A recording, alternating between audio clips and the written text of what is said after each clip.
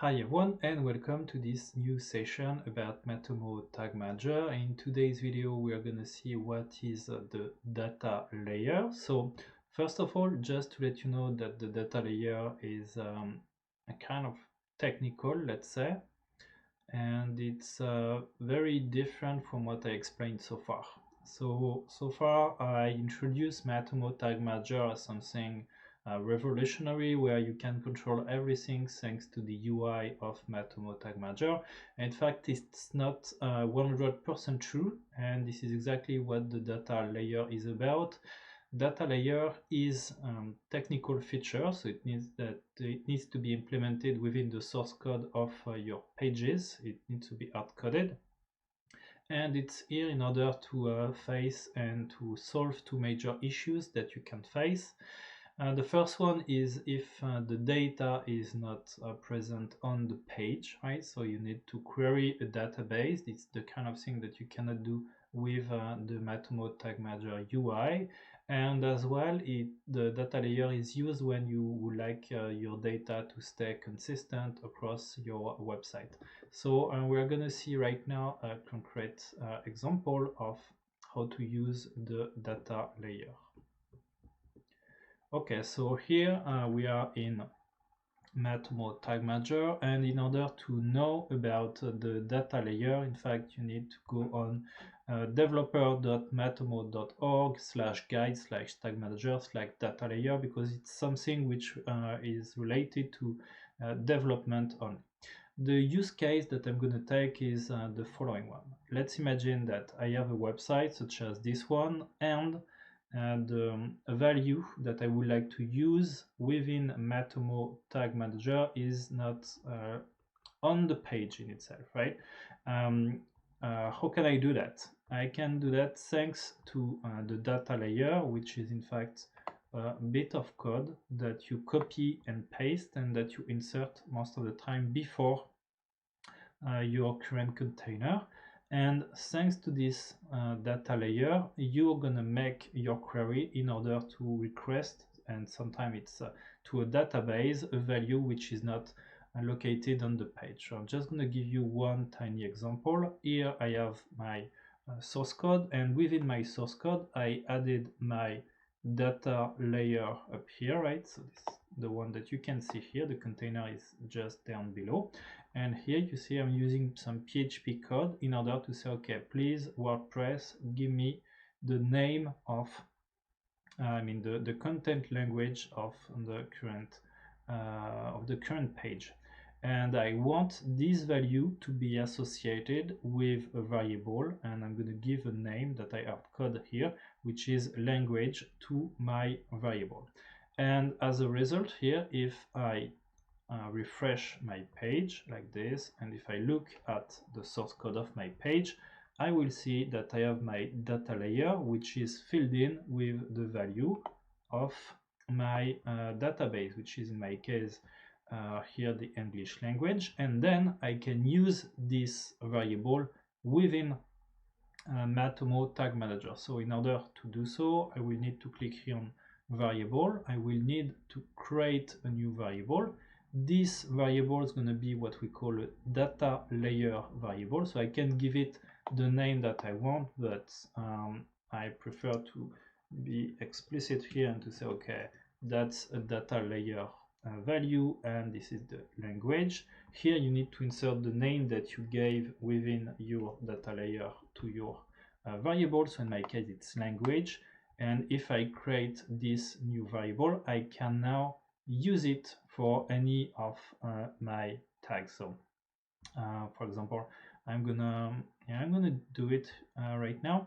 I'm gonna create a tag, and this tag is gonna be Matomo tag. I'm gonna call it like language, and it's gonna go within the number 6 of the ID here, and it's gonna be probably an event.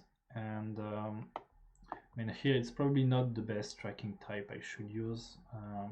I think it would be better to be a custom dimension, but I just didn't create one. So it's just in order to show you how the value will be pushed here.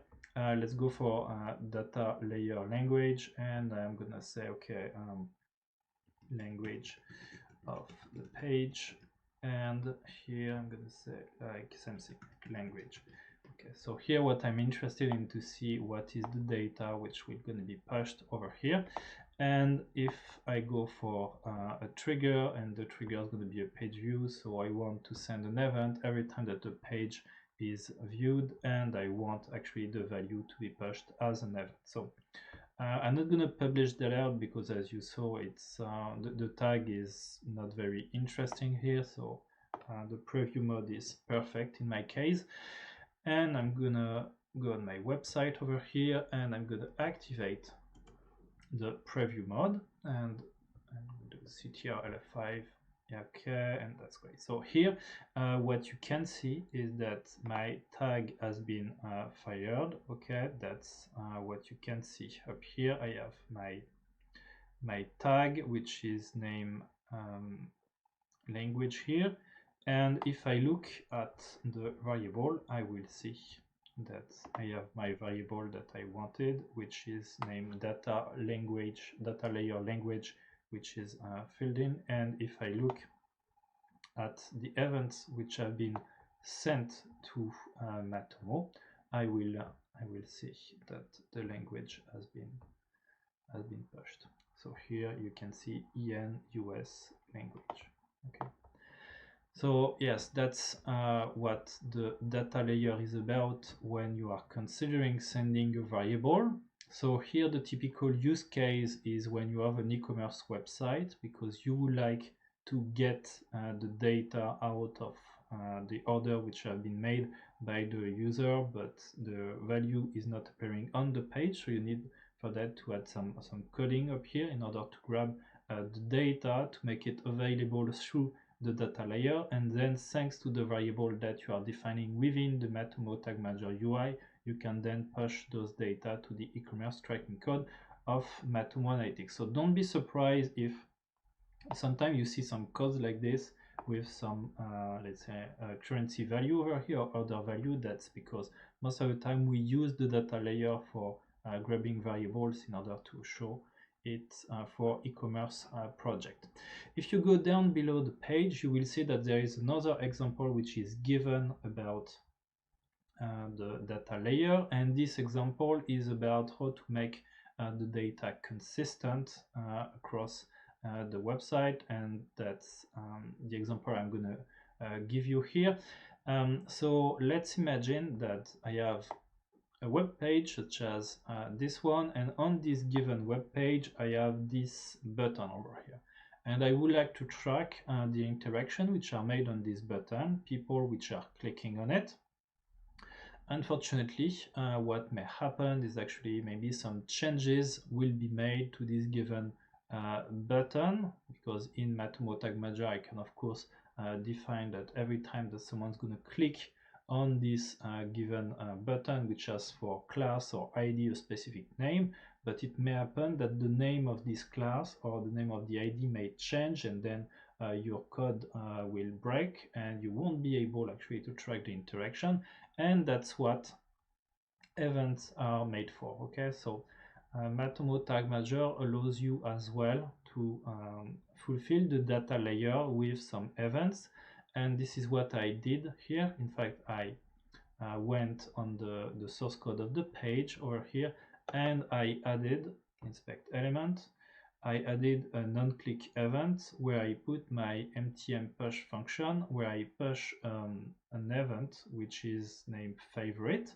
And in order for this given event, which is push to the data layer, to react, what I need to do is that I need to go over here in triggers.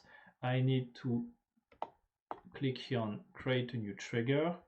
I need to go down the page in order to click here on custom events to give an explicit name to my custom event, and then to give the name that I gave to my event. So in my case here it's favorite, so this is exactly what I did